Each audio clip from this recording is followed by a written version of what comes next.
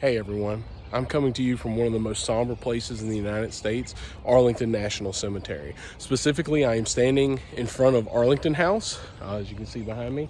Arlington House was the home of General Robert E. Lee, and in 1861 he was a colonel with the United States Army, and he is offered command of the United States troops there to put down the rebellion.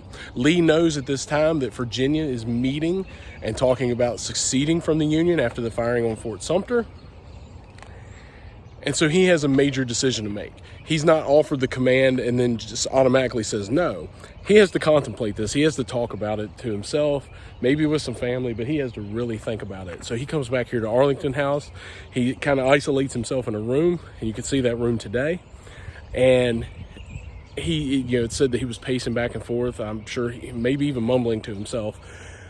But ultimately, he's got to figure out, do I fight against the country that I have given so much to, I've bled for? Many kind of forget it. Lee was a Mexican War veteran and very good at his job. So Lee he's done a lot for the United States. His father fought in the American Revolution. So does he fight against that? Or does he fight against his home state of Virginia, where his family lives, where his children have been raised, where he's also given a lot, and he has a rich family history here? And ultimately, at that time, a lot of men and women viewed their state as their country. There was the country as a whole, but your state was where you lived. That's where your ties were. That's what your loyalty was to. And Lee ultimately will go with his state, the state of Virginia, Commonwealth of Virginia. He will rise up to command Virginia Defensive Forces. Later, he will become commander of the Army of Northern Virginia, and then also commander of all Confederate forces later, really late in the war. But that decision to do that happens here. And again, like I said, it was not an easy decision. Some other things here, there are a lot of Civil War soldiers buried here. Arlington Cemetery was made during the Civil War. It began as Union casualties started to pile up. The Union soldiers the United States government started burying U.S. soldiers here on the property.